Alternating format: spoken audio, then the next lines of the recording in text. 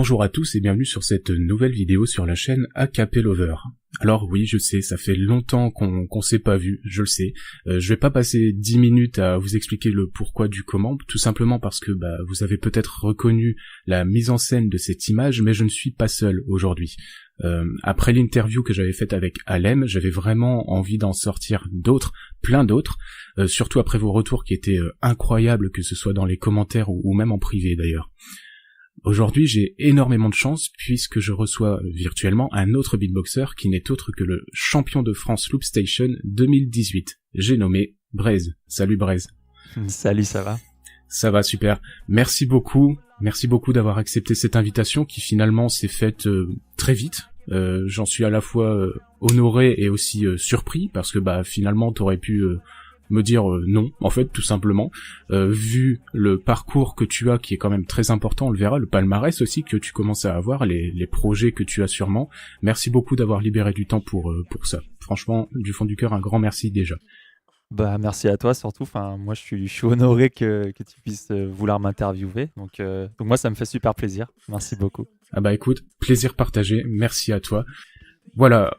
Comment va se dérouler l'interview ? Un peu de la même façon que l'interview avec Alem. Finalement, je fais des parallèles au début pour vous expliquer que le format est un peu similaire. C'est quelque chose de très posé, en fait. Je vais beaucoup parler au début. Je vais beaucoup moins parler par la suite. On va faire ça tranquillement. On va prendre le temps de discuter, de répondre, tout ça. Je précise déjà que la vidéo sera sous-titrée en français, mais aussi en anglais pour ceux qui nous écoutent à l'international. Et Dieu sait qu'il y en a. Les anciens se souviennent du travail que ça a demandé pour Alem, presque 80 heures, j'étais pas beaucoup expert à ce moment-là, mais bon, ça a changé depuis. Bref, un peu classiquement, finalement, on va parler de toi, de qui tu es, ton parcours perso et ton histoire avec le beatbox. Le Loopstation, bien sûr, ce sera un super tremplin pour parler de cette magnifique instrument, de ce magnifique outil qui révolutionne le beatbox depuis quelques années maintenant, et aussi d'autres petits trucs un peu sympathiques, je l'espère. En guise d'introduction, j'aimerais te raconter, Braise, une histoire, une anecdote, c'est celle du jour où je t'ai découvert. Okay. Alors, on est le 3, voire même le 4 août 2018, et on est à Berlin. Alors il faut situer le contexte, c'est les championnats du monde. Il doit être facilement 2h30, voire 3h du matin. On gueule tous depuis 14h non-stop, je suis dans le public, on est crevé, et c'est les rounds d'élimination, donc en fait comprendre les rounds de qualification finalement, des Loopstations. Et là, il y a un mec qui rentre sur scène.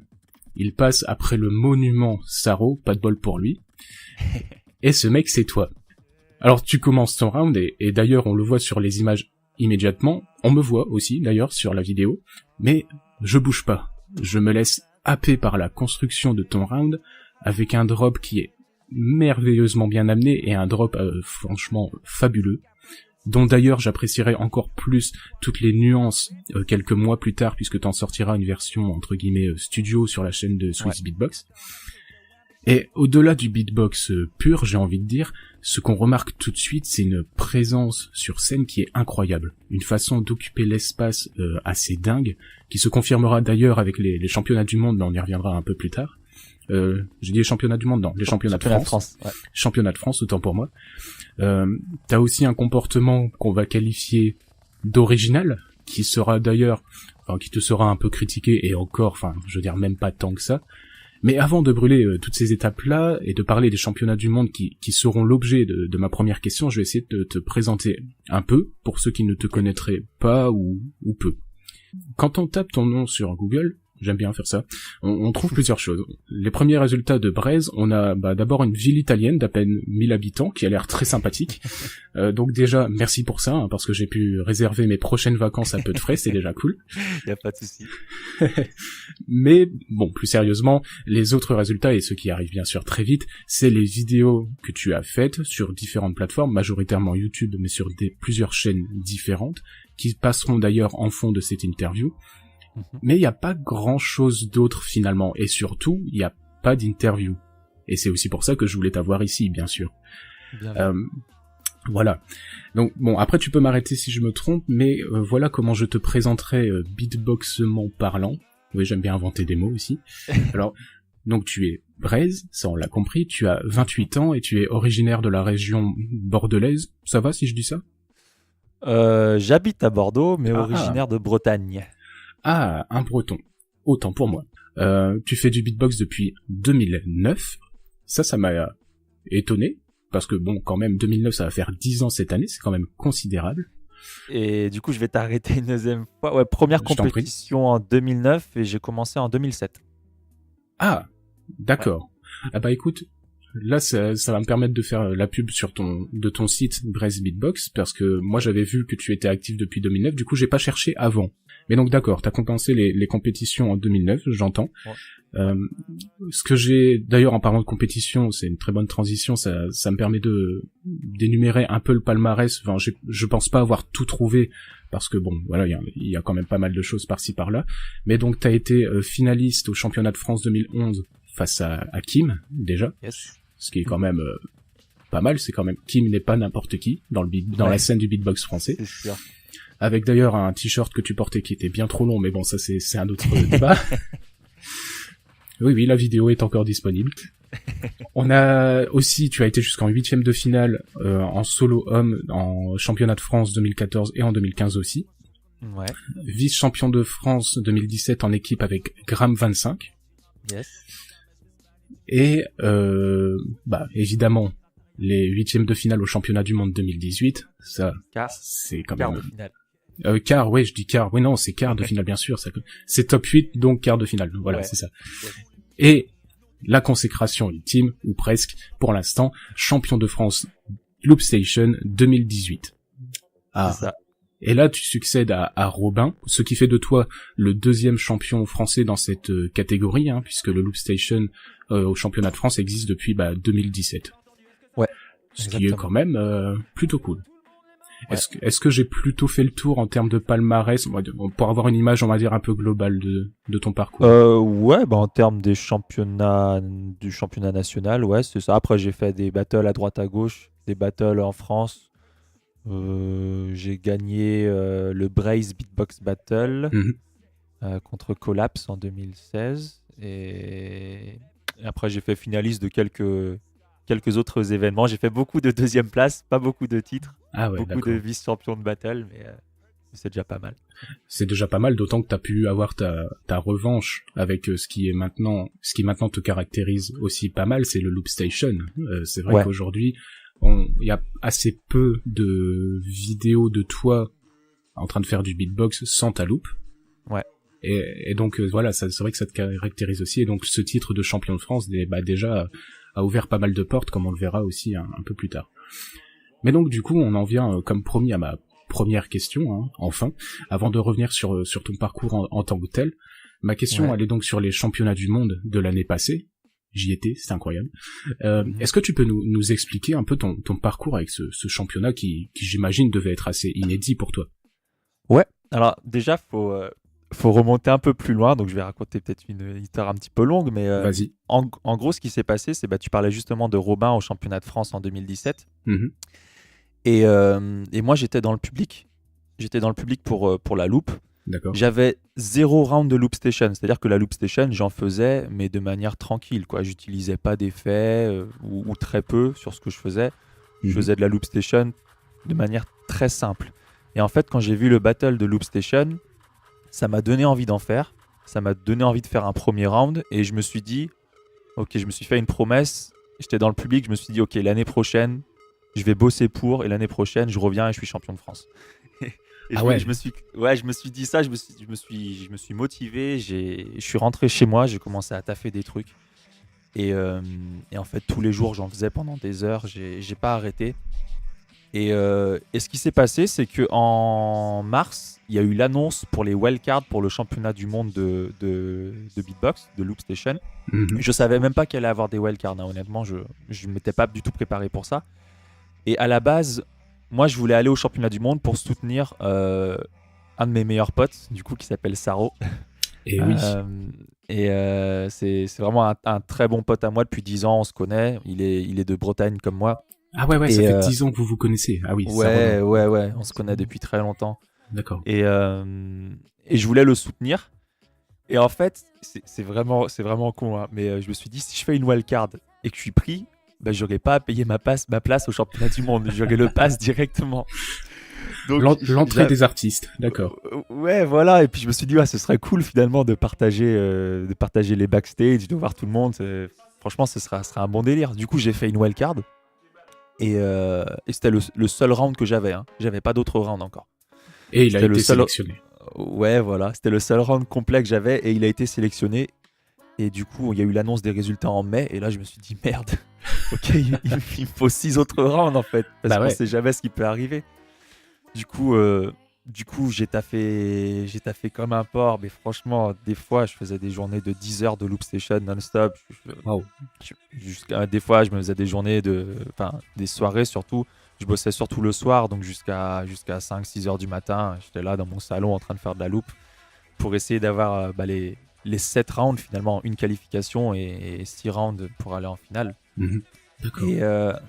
Et donc arrivé une semaine avant Berlin, j'ai joué sur une scène à Nantes. Et là, il y avait pas mal de beatboxers français. Il y avait Alexinho, FIB, Furax, Hutch, Epoch, tout ça. Ils étaient tous présents. Et j'ai eu l'occasion de jouer mes 7 rounds pour le championnat du monde. Et je savais pas quelle qualification j'allais faire encore. Je savais pas quelle élimination j'allais faire à Berlin. Et du coup, je leur ai dit, les gars, dites-moi lequel des rounds vous préférez.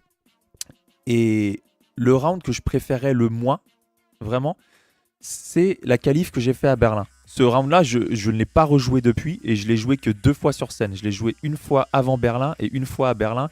Et depuis, je ne l'ai plus rejoué. Je l'ai enlevé de mon set, en fait. Et en fait, les beatboxers qui étaient présents à Nantes pour cette scène, ils m'ont dit, non mais mec, ce round, il est trop lourd. Il faut que tu le fasses en qualif.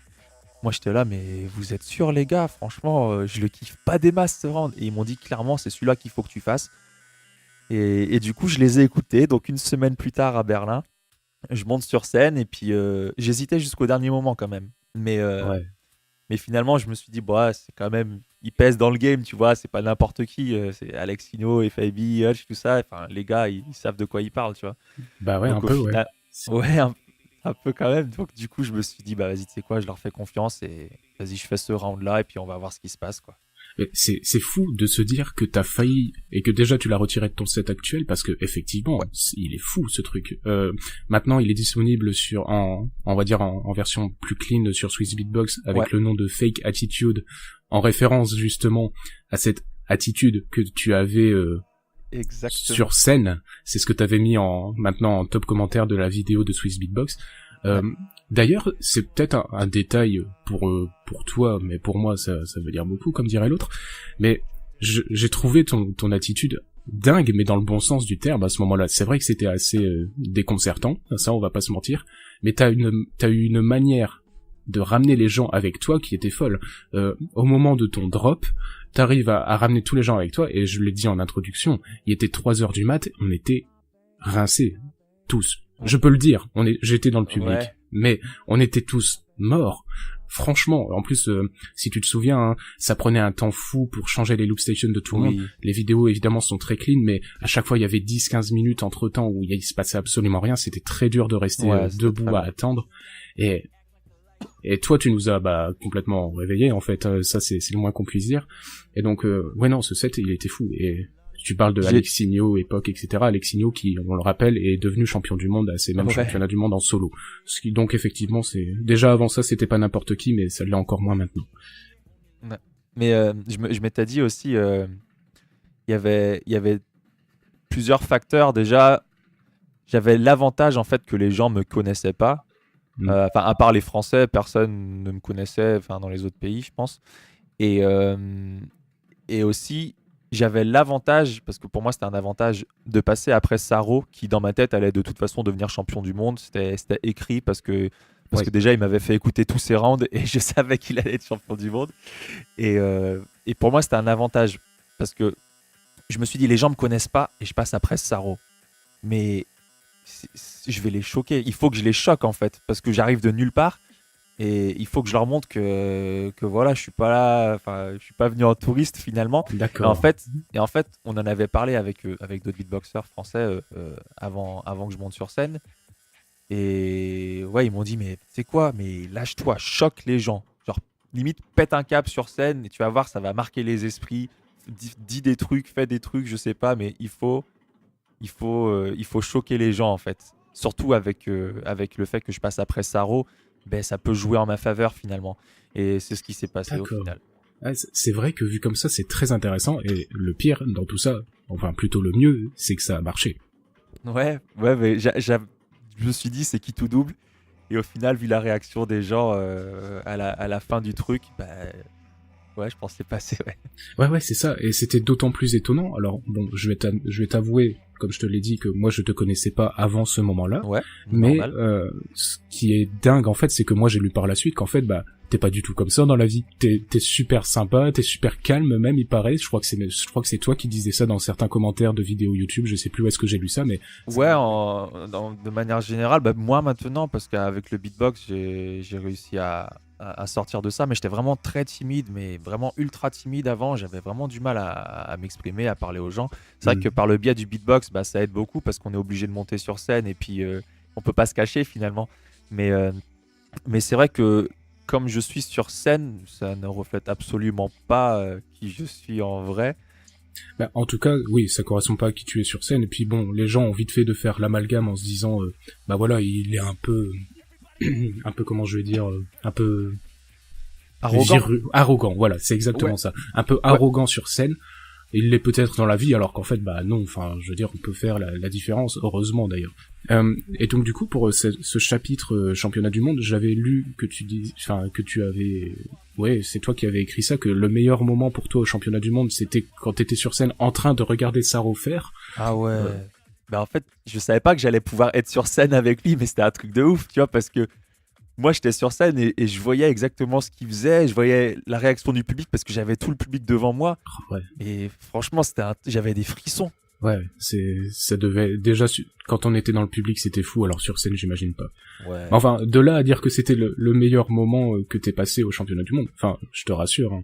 D'accord, t'as été éliminé certes en quart, mais c'est déjà une performance en soi. Et quelle performance Mais t'as vraiment pas à rougir de ce que toi t'as fait là, ce round d'élimination dont on vient de parler, ce que t'as fait face à Inky qui certes a gagné, mais il a gagné entre guillemets que de 3 votes à 2. Ouais, mais j'ai beaucoup de regrets par rapport à ça en fait, parce que du coup j'ai pas sorti mes meilleures phases contre lui. Enfin, tu vois par exemple la wildcard pour le GBB, enfin, qui est le même que le deuxième round contre l'Excité au championnat de France. Ouais. Bah, ça, je l'avais gardé pour les demi-finales par exemple.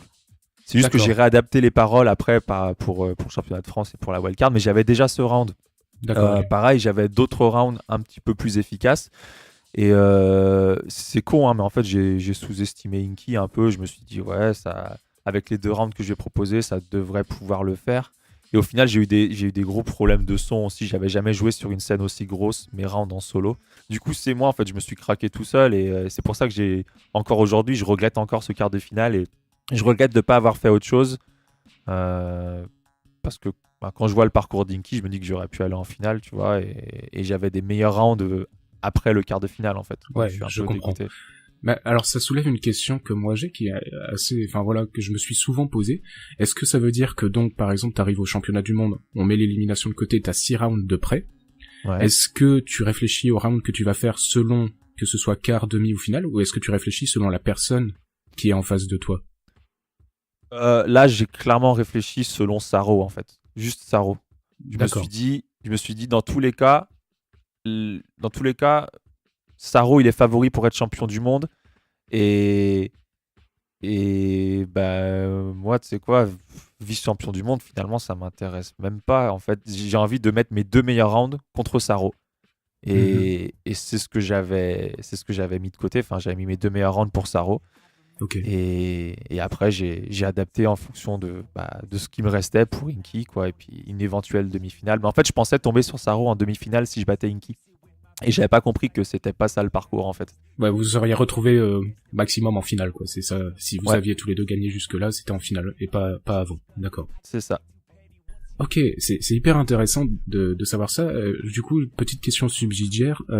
Quand on a voilà plusieurs rounds comme ça, donc là, en l'occurrence on en a 6 de près, comment on fait pour se dire celui-là est meilleur qu'un tel ou celui-là est moins bon?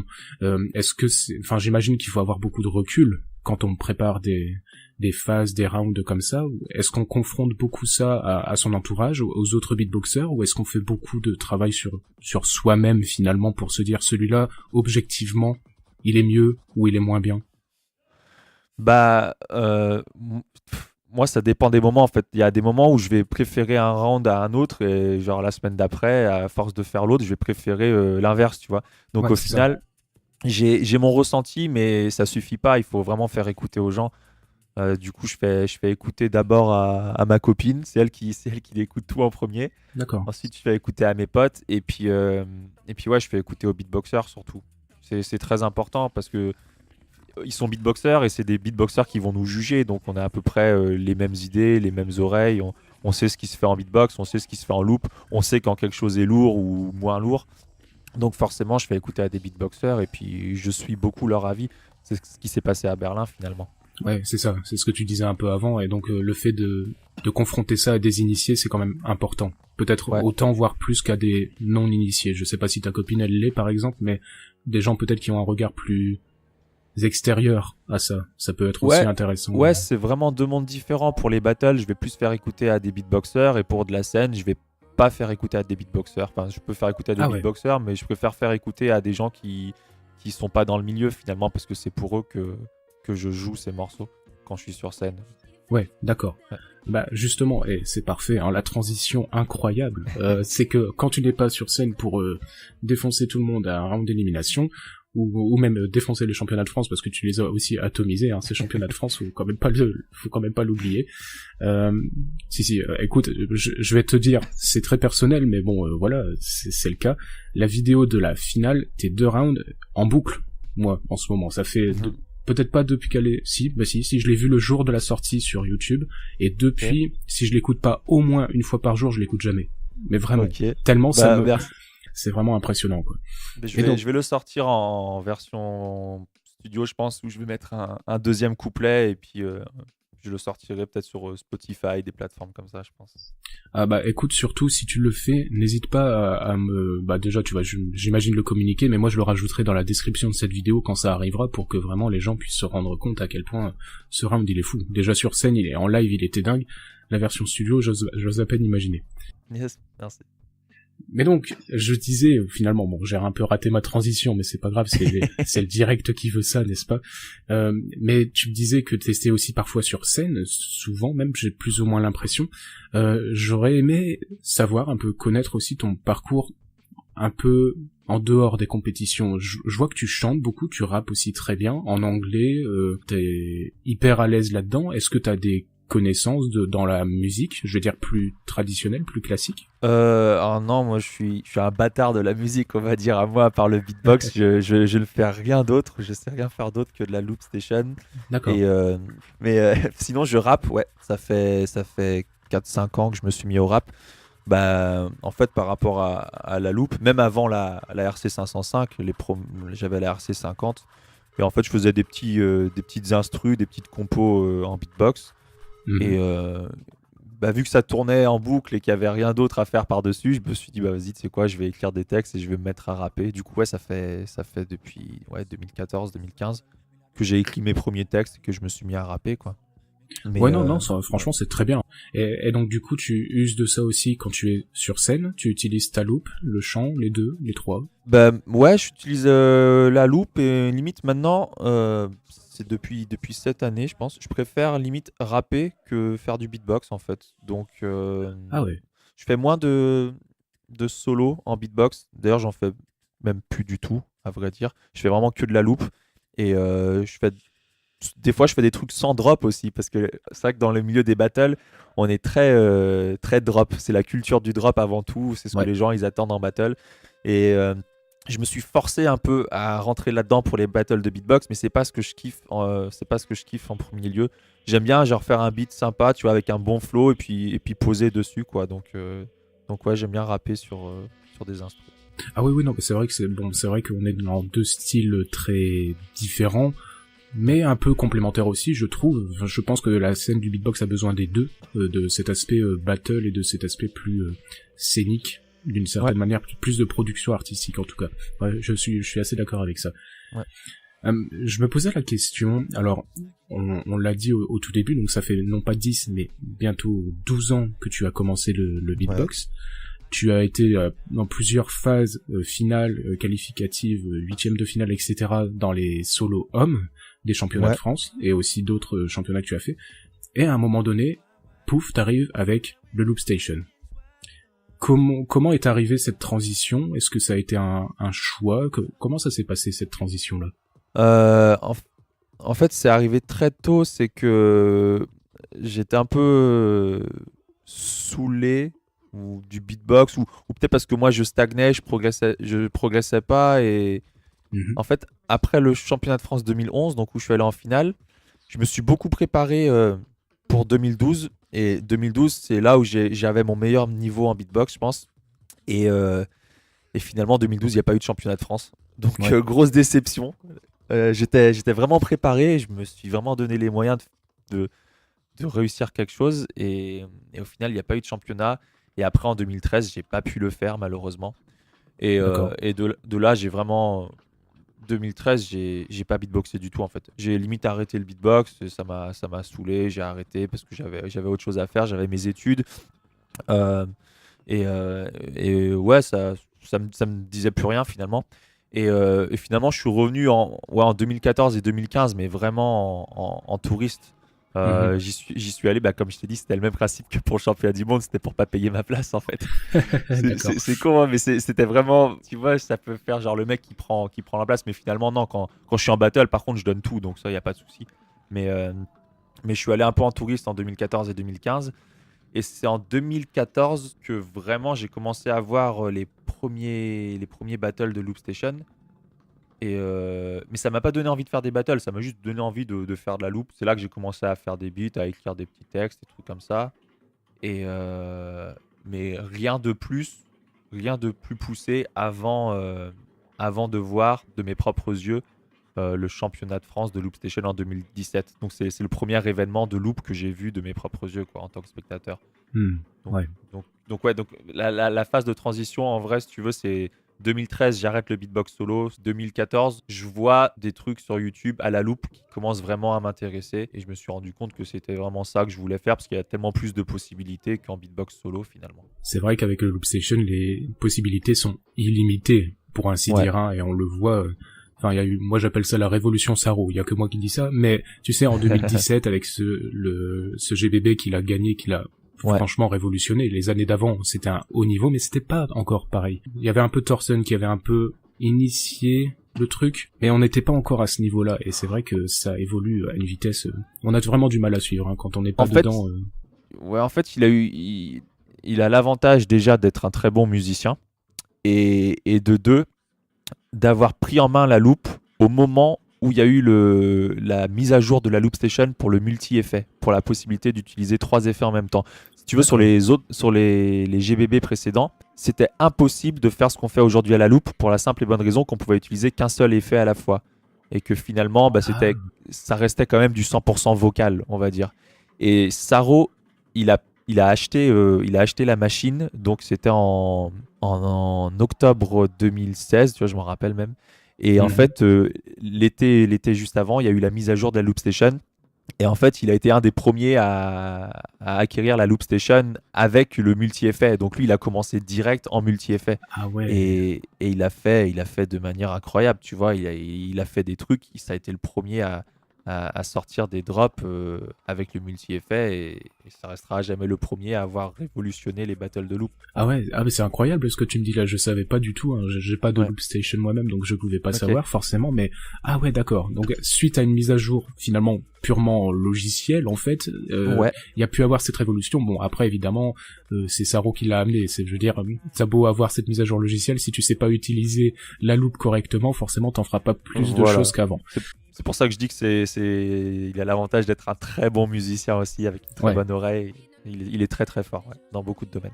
Et donc à partir toi à partir du moment où t'as eu ce revirement là, la Loop Station, donc je le disais aussi un peu en intro, ça s'accroche à ton identité de beatboxer aujourd'hui. Il y a ces fameux championnats du monde, il y a ce championnat de France, il y a le projet Scam Talk aussi que tu tiens avec Gothenburg, si je le dis très bien. Exactement, Gothenburg. Voilà, qui est aussi un projet que je trouve hyper intéressant et hyper audacieux aussi, parce que bon, ça a pas commencé le mois dernier, hein, ça a commencé il y a quelques temps déjà, et donc le principe finalement c'est 2 loopers en même temps.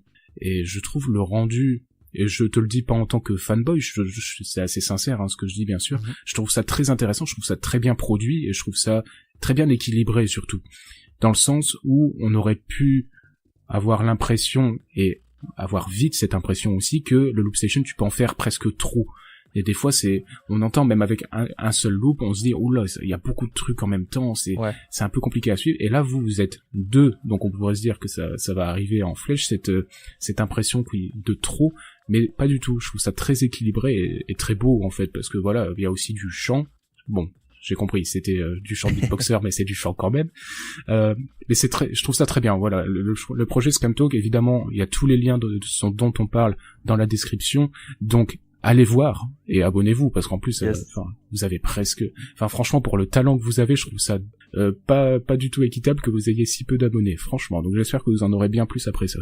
Merci, j'espère aussi. Mais on va laisser le temps faire les choses, mais c'est vrai que depuis un moment on n'a pas sorti de vidéo, mais c'est vrai qu'on va s'y remettre. Et par rapport à ce que tu disais, par rapport à la Loop Station, où souvent ça peut faire trop, justement, si on met trop de voix, si on met trop d'éléments. C'est vrai que c'est un truc, et Gothenberg il me rejoint pas mal là-dessus. J'aime bien les beats, les instrus minimalistes en fait. J'aime bien laisser de la place pour la voix. J'aime pas mettre trop d'éléments non plus, surtout en beatbox. Tout a les mêmes fréquences en fait, parce que tout vient de la voix, et ça peut vite faire un bordel sans nom avec tous les sons au même niveau, parce que tous les sons sortent de notre bouche finalement. Et donc c'est vrai qu'il faut aérer le truc. Un beat simple, une basse, une voix, une mélodie, ça suffit largement, et puis savoir quand retirer des choses. J'aime bien les choses minimalistes, et lui aussi, du coup, on essaie de faire des choses simples et efficaces plutôt que d'en faire trop. C'est ça. On parlait un petit peu du JBB, alors forcément, c'est un événement qui est incontournable, donc c'est pour les Grand Beatbox Battle qui ont lieu tous les ans, et voilà, je te l'avais dit en off avant de commencer, c'est aussi une des raisons qui m'ont poussé à te contacter, on va dire, dernièrement, en sachant que quand on enregistre ça, on est le 11 février. Dans un mois et demi, mi-avril, c'est du 12 au 15 avril, donc ça va se passer à Varsovie, en Pologne. Il y aura le JBB 2019. Pourquoi on en parle ? Parce que tu fais partie des participants pour la catégorie Loop Station. Ouais. Alors déjà, félicitations. Pour faire un très très rapide résumé du JBB, donc en 2016, on a Thorsen qui a gagné. En 2017, on a Saro. En 2018, c'était Beatness. Ouais. Donc ça veut dire que les 2 dernières années, c'est un Français qui a gagné. Et moi, je me souviens d'un adage qui dit jamais 203. Donc du coup, est-ce que 2019, ce serait pas ton année ? Je suis pas le seul Français après, on est 3 sur 8 quand même. Tu m'ôtes les mots de la bouche, parce que c'est vrai que sur 8 participants, il y en a 3 qui sont français. C'est se rendre compte aussi du niveau de la France en beatbox. Je trouve ça, c'est incroyable. Mais bon, donc malgré tout, oui, vous êtes 3, mais ça n'empêche pas ce que je dis, c'est possible. C'est possible. Après, je sais pas, on verra bien. Là, je suis en train d'essayer de trouver quel round je vais faire en ce moment. Je pars aussi avec juste ma Loop Station, juste ma RC505. Je sais qu'il y en aura 6 sur 8 des autres concurrents qui auront d'autres machines, qui auront des machines à effet, des pédales à effet en plus, qui auront une deuxième machine pour les accompagner. C'est une nouvelle règle qui a été mise en place. J'allais dire que c'était pas présent avant, ça. C'était pas présent avant, et puis ça a été annoncé la veille des wildcards, en fait, pour le GBB. Ah ouais, donc d'accord. Avec un autre looper qui est dans les 8. C'est vrai qu'on n'était pas trop pour cette règle, et parce qu'on trouve ça un petit peu injuste en fait finalement d'autoriser une deuxième machine, alors que certains des participants utilisent une deuxième machine depuis des années déjà, et en fait ça a été annoncé un petit peu trop tard, on trouve aussi. C'est ça. Et du coup on s'est dit on va pas aller à l'encontre de nos idées, et nous on est contre le fait d'utiliser une deuxième machine, alors on va aller avec juste une seule machine. D'accord. Donc Ok. c'est un challenge supplémentaire. On va voir ce que ça va donner. Mais en tout cas, ouais, je me prépare pour l'instant. Euh, J'aurai pas que des nouveaux rounds forcément Mhm. parce que j'ai d'autres projets à côté, j'ai plein de trucs en ce moment et j'ai pas trop le temps de faire de la loupe H24 non plus en ce moment. Donc j'aurai des anciens rounds, mais j'essaierai de jouer un petit peu sur la mise en scène plus que sur le contenu en lui-même. Donc on verra ce que ça va donner. Ok, on verra ça alors. Ouais. Euh, J'avais envie de t'amener sur un terrain un peu différent qui concerne le beatbox, mais de manière un peu plus méta.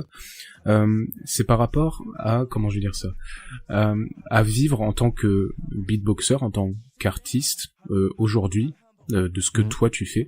Alors je vais pas te demander ta fiche de salaire, ça je m'en fiche totalement, mais par contre ce qui m'intéresse c'est de savoir si t'arrives déjà à vivre de ce que tu fais en beatbox. Très difficilement.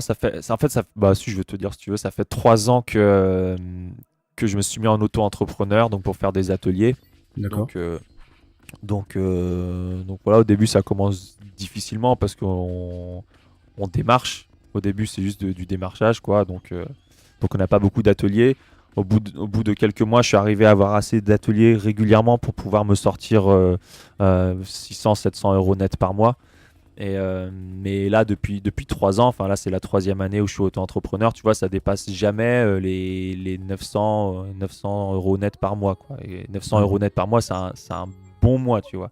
D'accord. Donc c'est compliqué de vivre des ateliers, et surtout que je fais de la scène, mais la scène, en fait, tout ce qu'on gagne, on le met sur notre asso. On le met sur notre association et puis on réinvestit dans l'association pour du matériel, pour des déplacements, pour des choses comme ça. Donc on ne se tire pas de D'accord. salaire sur nos scènes pour l'instant. On n'a pas, on n'est pas intermittent et puis on n'a pas cherché à le devenir non plus, tu vois, que ce soit en solo ou en groupe. Donc on vit pas de la scène. Et donc pour l'instant j'ai juste les ateliers et c'est vrai que c'est pas forcément évident et c'est pas ce que je ferai toute ma vie, je pense. Ouais, c'est ça. Mais donc, ça veut dire que t'as quand même fait ce choix-là de t'investir à fond dans ce que tu fais, dans ton art, voilà, peut-être au détriment de conditions de vie plus agréables et plus stables aussi, j'imagine, parce que les ateliers, c'est quand même pas toujours, voilà, il y a des gens qui s'inscrivent et qui ne viennent pas, ou ce genre de choses-là, j'imagine que ça peut arriver de temps en temps. Et donc, avant ces 3 ans-là, est-ce que tu travaillais à côté, ou t'étais dans Ouais. autre chose? En fait, j'ai fait 4 ans d'études et donc j'ai 2 DUT et une licence en management logistique. Et, D'accord. et plus j'étais en alternance, je le faisais en alternance. C'est vrai que j'aurais pu continuer avec l'entreprise qui m'accueillait en alternance. Mais en fait, enfin, continuer avec elle ou alors continuer en master en logistique. Mhm. Mais je me suis rendu compte que en fait, enfin, j'avais pas envie de faire quelque chose qui me plaisait pas forcément, même si c'est pour mieux gagner sa vie, ben finalement j'avais pas envie de le faire, quoi, parce que à part du beatbox, il y avait vraiment rien d'autre qui m'intéressait. Et quand je dis du beatbox, bah, ça compte la loop station bien entendu, mais c'est Ouais. l'univers du beatbox en lui-même. Je me voyais pas bosser dans autre chose que ça. Euh, donc, euh, donc ouais, j'ai tout arrêté et je me suis lancé là-dedans. D'accord. Mais je regrette pas, hein. Finalement, je regrette pas du tout. Parce que ça me permet de rester dans le milieu du beatbox et de travailler sur des projets. Alors que si j'avais vraiment été dans autre chose, si j'avais continué dans la logistique, bah, toutes mes journées auraient été régulées par ça et j'aurais pas trouvé le temps. Je pense le soir, si je rentrais chez moi, j'aurais pas fait de la loop station, j'aurais pas fait du beatbox. J'aurais, Ouais. ouais, j'aurais rien fait du tout finalement, je pense. Mhm. Donc je regrette pas de m'être lancé dans ça. Ah ben, c'est bien, je pense que la démarche est admirable en soi. Maintenant, à voir comment ça évolue, c'est toujours la même chose, mais de vouloir aussi s'investir là-dedans à fond, voilà, c'est vrai que t'aurais pu continuer dans l'entreprise dans laquelle t'étais avant, mais voilà, ça aurait été hyper routinier et ça t'aurait freiné dans ce que tu fais maintenant, quoi. T'en serais pas là où t'en es Exactement. aujourd'hui, et ça c'est clair. Ouais. Ok, d'accord, bah hyper intéressant. Merci pour ta franchise et ton honnêteté. J'en demandais pas autant. Et donc du coup, ça me permet de revenir au fait que tu te consacres à 100% au beatbox, à la loupe, puisque j'ai mentionné le JBB, mais tu me disais avant qu'on commence que toi, ce qui te boostait aussi énormément, C'était les Beatbox Masters cette année, en 2019, au mois d'août, si je dis pas de bêtises. De juin, le 29 juin à Berlin. Ouais. 2 juin, oui, bien sûr. Autant pour moi. Est-ce que tu peux nous expliquer un peu ce que c'est les Beatbox Masters?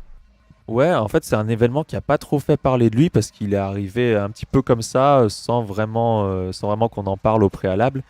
Et, euh, et en fait, c'est tout simplement le championnat du monde de Loopstation. Donc, ça aura lieu tous les ans maintenant. Et de ce que j'ai compris, parce que c'est vrai qu'on n'a pas beaucoup d'informations sur le sujet, c'est assez flou. De ce que j'ai compris, ils veulent détacher la catégorie Loopstation du championnat du monde de beatbox. Et du coup, en faire un événement séparé. Donc, pour avoir un championnat du monde catégorie Loopstation beatbox tout seul. Et, euh, et finalement, bah, c'est pour les gens qui ne connaissent pas le beatbox, quand tu as envie de démarcher, quand tu as envie de faire parler de toi en tant qu'artiste, si tu dis à quelqu'un j'ai remporté le GBB, donc je suis champion du GBB, ou que tu lui dis bah, je suis champion du monde, bah, de suite tu vois la différence, tu vois que au niveau du prestige, c'est pas la même chose. Et moi j'ai envie de me développer en tant qu'artiste, et pour faire la promotion de ça, c'est vrai que tout miser sur le championnat du monde, c'est peut-être plus intéressant que de miser sur le GBB. D'accord, oui.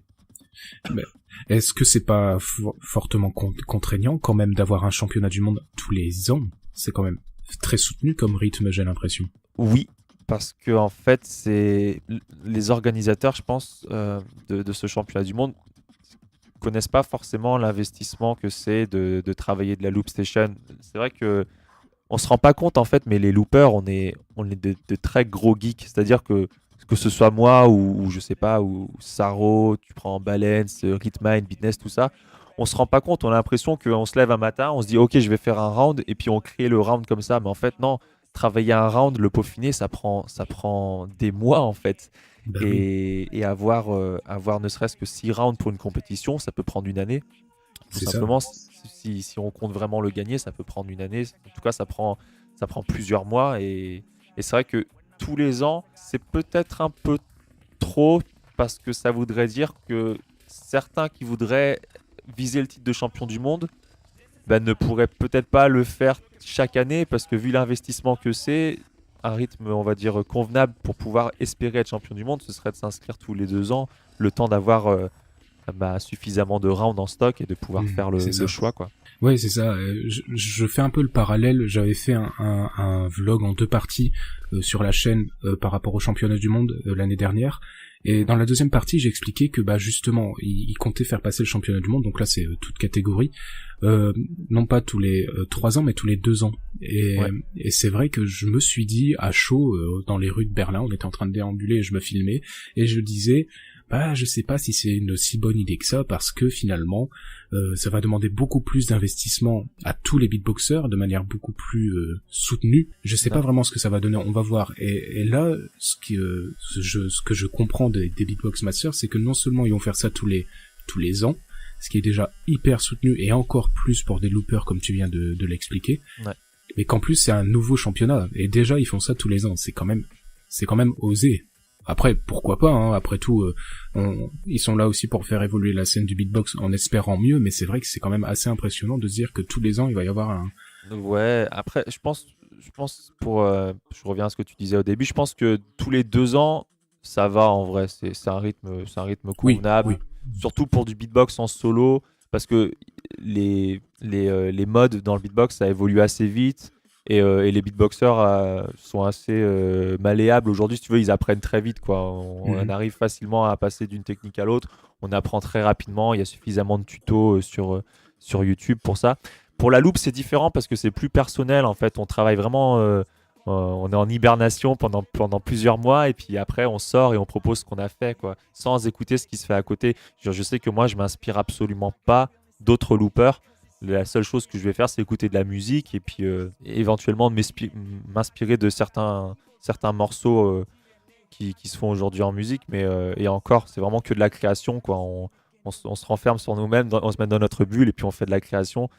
Et c'est un procédé qui demande beaucoup de temps. Donc ouais, pour la loupe, c'est vrai que c'est pas forcément la meilleure idée, je suis d'accord. En tout cas, on verra ce que ça va donner. Hein. On n'est pas là pour dire du bien ou du mal parce que c'est pas encore arrivé finalement. Et le format est intéressant aussi en fait Oui. parce que c'est pas des battles, du coup c'est un showcase de 15 minutes par personne. Par contre, on parlait de longueur tout à l'heure, mais 30 personnes fois 15 minutes, je sais pas dans quel état sera le jury et le public quand le 30e il va passer, mais à mon avis, vaut mieux passer dans les premiers. Vaut mieux clairement passer dans les premiers. Effectivement. Et oui, c'est vrai que t'as raison de le dire, c'est moi, j'aurais dû le dire aussi. C'est vrai que ce format de 15 minutes, je pense, était peut-être un peu réclamé par les loopers, ou en tout cas, on était un peu moins dans cet esprit battle. Je sais que Alem, lui, c'est quelque chose, même s'il est pas dans les loops, il affectionnait beaucoup cette idée de plus de showcase plutôt que de battle, d'esprit de battle. Peut-être, là, tu vas pouvoir t'éclater, toi qui es, comme tu l'as dit, un peu entre guillemets minimaliste, pas forcément à chercher le drop qui va tout défoncer tout de suite. En faisant un showcase de 15 minutes, c'est le format parfait pour toi. Ah, c'est l'idéal parce qu'en fait, j'imagine déjà différentes, enfin sur 15 minutes, t'es libre, j'imagine différents tableaux, différentes ambiances, des moments où j'ai même pas besoin de toucher la loupe, où je peux faire un beat hip-hop de 4 minutes au lieu de 3 minutes, je m'avance sur la scène et puis voilà, j'enjaille les gens, je rappe, je fais des trucs, j'essaie de jouer avec le public, hop, tu reviens derrière la loupe, si tu veux faire un morceau de 1 minute 30, tu fais un morceau de 1 minute 30, t'es beaucoup plus libre et c'est plus intéressant pour les loopers. Oui, je pense aussi. Enfin, on verra bien et je te souhaite en tout cas le meilleur pour cet événement, pour le GBB aussi bien sûr, hein, parce que évidemment on suivra ça de très très très près. Et juste, dernière parenthèse, juste après le JBB, donc une semaine après, il y a le Multiverse Battle, donc qui se déroule à Agen. Donc c'est dans le cadre du Florida Beatbox Battle. D'accord. Et grosse line-up, donc NMI, Robin, Inky, Alexinho, Kayla, voilà, Thorsen, tout ça. Et donc on a eu le tirage au sort, il y a Penkix aussi. Et on a eu le tirage au sort là, cette semaine, en début de semaine. Et donc en quart de finale, j'affronte Inky. Ah, le retour. Voilà, c'est un gros événement et c'est vrai qu'on n'en parle pas beaucoup. Donc c'est le 19 et 20 avril à Agen, au Florida. Donc c'est l'événement, si je me trompe pas, c'est l'événement qui est organisé par Tioneb. Exactement. Ouais, c'est ça. Exactement. Hein. Ouais, c'est vrai que c'est un super événement. Et puis je crois que les vidéos de l'édition de l'année dernière sont sur Swiss Beatbox. Ouais. C'est ça? Ouais. Mais en tout cas, l'info est bien passée. Alors c'est une mini question parce que j'aime bien aussi.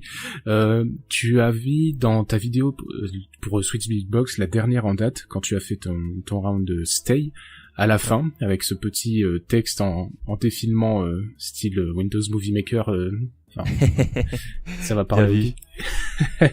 Bon, tu remercies évidemment Swiss Beatbox et tu remercies aussi la communauté. Alors je crois que c'est irlandaise si je me souviens bien. C'est ça. Et après tu dis et aussi tous les beatboxers de cette planète. Donc, d'un côté il y a tous les beatboxers de la planète, mais il y a aussi les Irlandais. Donc les Irlandais sont des êtres à part, ça on a bien compris. Pourquoi les Irlandais? En fait, j'ai vécu 8 ans en Irlande tout simplement et puis j'entretiens une bonne relation avec la communauté irlandaise de beatbox. Donc tout simplement, je voulais faire passer ce message quoi, pour un petit shout-out pour eux. Ah d'accord, ah oui, 8 ans en Irlande, oui d'accord, donc ça crée des liens du coup. Ah oui d'accord. Ok, voilà, c'était la mini question que je me posais, c'est plus aussi ma curiosité personnelle ici, je te cache pas, mais parce que voilà, ça... Moi je l'avais vu et je me suis dit, mais pourquoi? D'accord. Ok, on arrive, alors tout doucement, hein, on arrive vers la fin de cette interview. J'aimerais qu'on parle avec toi donc des différents projets que tu as, parce que je suis sûr que tu en as. Oui. Alors, j'avais retenu 2-3 choses, tu pourras en rajouter d'autres s'il y en a, il y a aucun souci.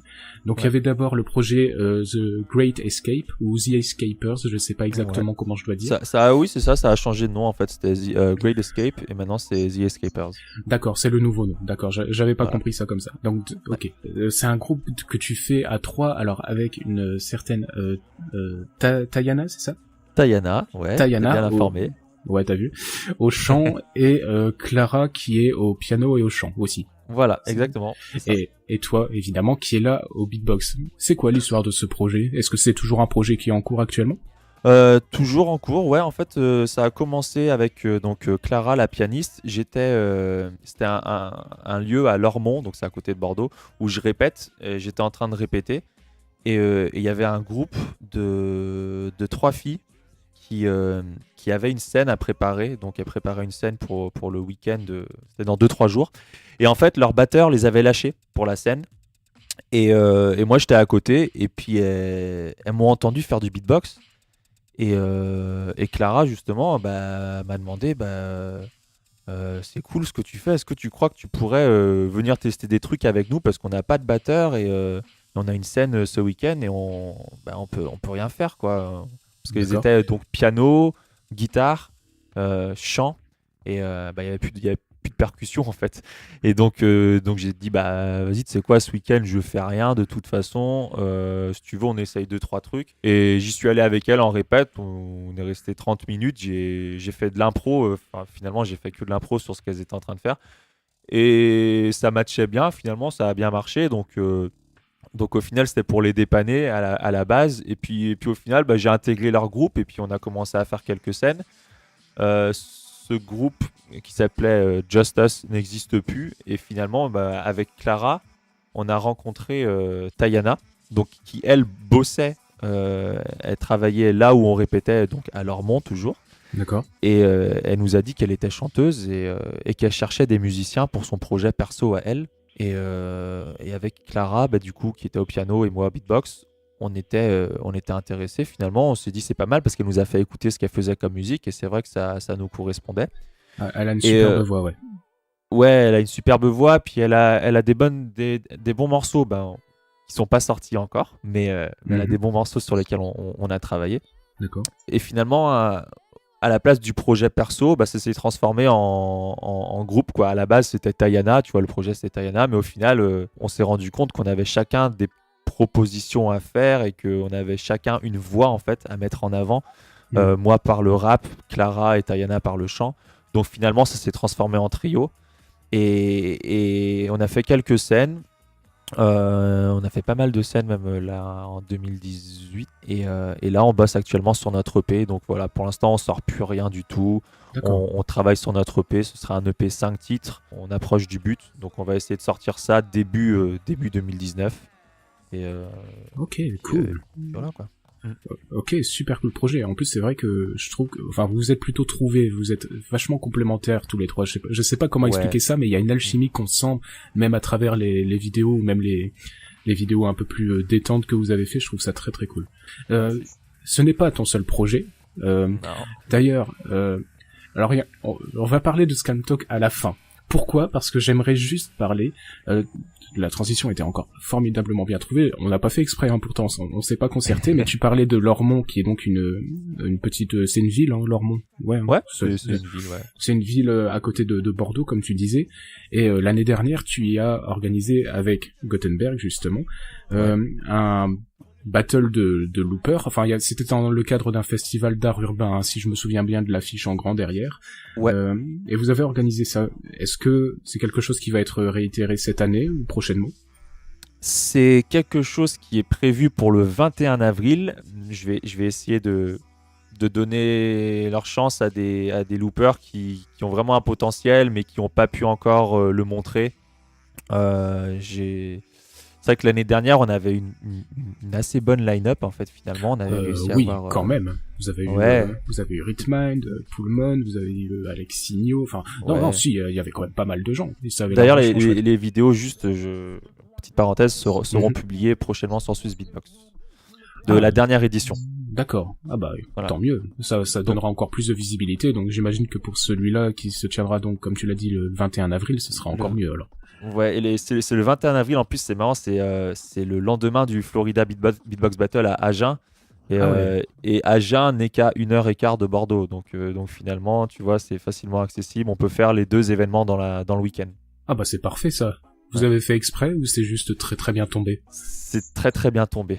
Écoute. Très, très bien tombé. À la base, c'était très très mal tombé parce que les organisateurs voulaient faire ça le 20 avril, jour du Florida Beatbox Battle. Mais je leur ai dit, les gars, c'est juste pas possible en fait. Parce que il y a deux événements beatbox en même temps, c'est pas possible. Il y aura personne à notre événement, vu la notoriété du Florida Beatbox Battle, bien évidemment.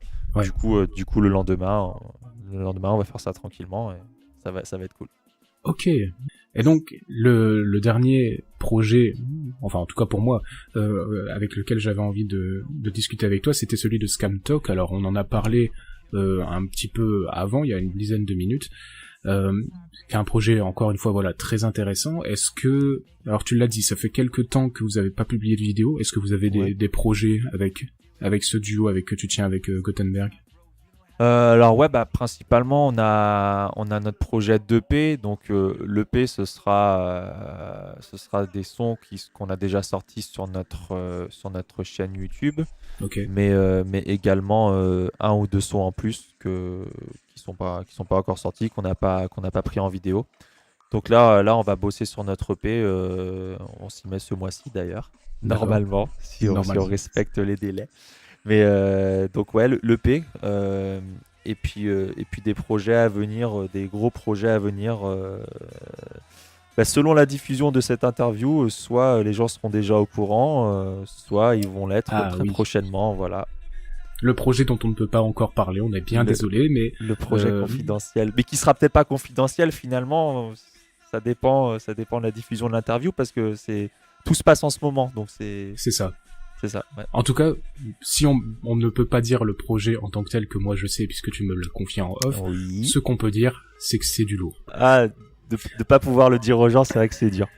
C'est vrai que c'est un peu dur. En tout cas, ce qui est sûr, c'est que une fois que ce projet sera public, officiel, comptez sur moi pour le relayer, parce que clairement, ça n'annonce que du bon pour vous, et je vous le souhaite. Écoute, j'avais dit qu'on arrivait vers la fin de cette interview, on y est. Ça fait déjà 1 heure. Tu te rends compte, le temps passe vite. Moi, j'ai pas vu le temps passer. Ça passe vite, en vrai. Ah ouais, moi, je m'attendais à encore plus de questions, tu sais, j'étais là, bon, vas-y, ça continue, hein, mais... écoute, tu sais, franchement, si on pouvait retranscrire les interviews automatiquement, on aurait fait une interview de 7 heures. Bon, personne ne l'aurait regardé, ça c'est un autre débat, mais je veux dire, pour le kiff, on aurait pu. Mais alors maintenant, voilà, la parole est plus pour toi, avant que je fasse une éventuelle conclusion. Est-ce qu'il y a peut-être des choses que tu avais envie d'évoquer, ou des projets encore plus secrets? Pour l'instant, en fait, pour l'instant, le truc, c'est que je garde pas mal de trucs en secret, je travaille beaucoup en sous-marin, donc par rapport à mes deux groupes et le fait que je sorte les EP en même temps, tu vois, ça fait 2 ans que je suis avec les deux groupes, avec The Escapers et avec Scam Talk, et c'est vrai qu'on n'avait jamais pensé à sortir l'EP plus tôt, ou même un album, ou même des singles sur des plateformes ou quoi que ce soit. Et les deux arrivent en même temps finalement. Et moi, j'ai des projets solo aussi. J'aimerais bien sortir mon EP à moi, donc faire mes instrus, faire des instrus pas forcément à la loupe. Okay. Mais j'ai envie de rapper en fait, j'ai envie de faire des sons un peu comme tu disais, la wildcard pour le GBB, donc le 2e round du championnat de France contre l'Excité. Un peu des sons dans ce style-là, quoi, un peu trap, hip-hop. Pour l'instant, je mets un peu ça de côté par rapport aux projets qui arrivent, par rapport au GBB, au championnat du monde, avec les EP avec les deux groupes. Mais je trouverai un temps pour me consacrer à ça, mais c'est vrai qu'il y a beaucoup de choses qui arrivent, et finalement, je bosse beaucoup en sous-marin. C'est pour ça, tu disais d'ailleurs qu'il n'y a pas énormément de contenu de moi sur YouTube, il n'y a pas beaucoup de vidéos, mais je pense que c'est parce que tout va arriver en 2019. Oui, c'est ça. Mais vraiment, 2019 sera, je pense, l'année décisive dans ma vie, quoi. Donc tout va se passer cette année. C'est un peu ce que j'allais dire. 2019, c'est ton année, j'ai l'impression. Ouais. J'avais une toute dernière question. C'est une question en fait que j'avais imaginé, c'est pas une révolutionnaire non plus, tu le verras bien, mais je m'étais dit avec l'interview avec Alem que je poserais cette question à toutes les personnes que j'aurais éventuellement l'opportunité d'interviewer. Et la question c'est la suivante, et elle est peut-être en rapport avec des projets que tu pourrais avoir, qui sait. Vu la place que tu as en tant que beatboxer, dans la vidéo que moi j'avais faite sur le beatbox il y a maintenant quelques temps, je parlais de différence entre beatboxer en tant que discipline artistique, beatboxer dans un groupe, qui est plus un vocal percussionniste vocal. Ouais. Est-ce que toi, t'as déjà eu cette idée de devenir un VP, un vocal percussionniste dans un groupe a cappella? Est-ce que c'est quelque chose qui a déjà traversé ton esprit? C'est un petit peu le cas quand on fait par exemple les championnats de France en équipe, parce que c'est que de la cappella, et c'est vrai que dans mon rôle à moi, J'ai deux styles vraiment. C'est soit la percussion, parce que j'ai pas beaucoup d'effets sonores finalement. Je fais pas d'effets de basse ou quoi que ce soit. Je suis vraiment un beatboxer très rythmique, quoi. Les seuls sons que je vais faire, c'est des des trucs comme ça. Je vais pas faire des effets sonores, des effets avec ma voix. Donc c'est un rôle qu'on peut dire que j'ai déjà tenu, et c'est vrai que ça me plaît. Et après je le fais beaucoup dans les groupes, avec The Escapers, et aussi dans des groupes que j'ai eu dans le passé, mais c'était pas 100% vocal, quoi. Il y avait toujours un piano qui traînait par-ci par-là, mais il y avait beaucoup de voix. Mais ouais, ça me plairait bien. Ça me plairait bien de le faire parce que c'est en termes de beatbox, comme je t'ai dit, le beatbox solo, ça m'intéresse plus. J'ai plutôt envie d'évoluer dans d'autres projets maintenant, pas évoluer tout seul, mais partager de la musique avec les gens. Et finalement, si je devais faire un truc sans Loopstation, ce serait plus dans un cadre comme ça, où je ferais du beatbox avec des voix par-dessus, des chanteurs. Donc ouais, ça m'intéresse clairement, ouais. D'accord. Le monde de la musique a cappella, c'est quelque chose que tu connais, je veux dire, avec tout ce qui se fait en ce moment, Pentatonix, ce genre de grands noms-là, est-ce que c'est des noms qui te parlent, ou est-ce que tu suis ça de loin? Plus avant, c'est vrai que quand Pentatonix est sorti, j'écoutais beaucoup ce qu'il faisait, parce que je trouvais ça impressionnant, tout simplement. Même si je suis pas chanteur, c'est vrai que j'ai une sensibilité par rapport à ça. J'aime beaucoup le chant et je suis admiratif du travail des chanteurs, des harmonies qu'ils peuvent créer ensemble, comment ils posent leur voix les unes par-dessus les autres. Et j'écoute ça de moins en moins parce que j'ai un peu lâché l'affaire. J'écoutais beaucoup Naturally Seven aussi. Quand j'étais plus jeune, c'est vrai que ça m'avait impressionné, mais j'étais plus impressionné par le beatboxer du coup. Oui, c'est vrai qu'il a ce côté un peu spectacle. Il a un effet immédiat, quoi, je veux dire. Ouais. Là où, par exemple, l'autre partie, la basse, qui est bon, après chacun ses appréciations personnelles, bien sûr. Moi, je trouve ça très impressionnant aussi, mais il faut savoir l'apprécier, on va dire. Il faut être un peu plus habitué et comprendre ce qui se passe derrière, alors que le beatbox, lui, ça claque, c'est percussif, donc tout de suite ça impressionne. Ça, je suis bien d'accord. Ouais, voilà, c'est ça. C'est parce qu'en plus à l'époque, quand je les ai vus pour la première fois, je connaissais pas le beatbox, et forcément c'était la première fois que j'avais entendu ça. Mais en fait, tu remarques que le beatboxer finalement, parce que du chant, t'en entends tout le temps, et puis même si c'est impressionnant, même si tu te rends pas compte de la difficulté technique que c'est, parce que pour moi chanter juste avec des techniques vocales comme certains le font, pour moi c'est beaucoup plus compliqué que le beatbox en fait. Ça demande beaucoup plus d'années d'entraînement et de maîtrise de sa voix, donc mais c'est pas ce qu'on se rend pas compte au premier abord finalement. Oui, c'est ça, on est toujours impressionné par ce qu'on ne sait pas faire aussi. On se dit il y a un côté beaucoup plus magique et incroyable dans ce qu'on sait pas faire, c'est un peu normal aussi. Ouais, c'est vrai. Écoute, Blaise, je vais te remercier énormément, et vraiment du fond du cœur, et je vais te le redire même après, une fois qu'on aura arrêté l'enregistrement, pour ta disponibilité, pour ta gentillesse, ton honnêteté, franchement, j'ai passé un super moment. J'espère qu'il en aura été de même pour toi, que l'exercice t'a plu aussi, et j'espère que tu en feras plein d'autres d'interviews quand tu seras connu à l'international, et pas que par les beatboxers, par tout le monde, en te souhaitant le meilleur pour la suite, et puis voilà, je vous remercie d'avoir écouté cette vidéo et regardé cette vidéo jusqu'au bout, et je vous dis à la prochaine tout le monde. Ciao. Allez, ciao.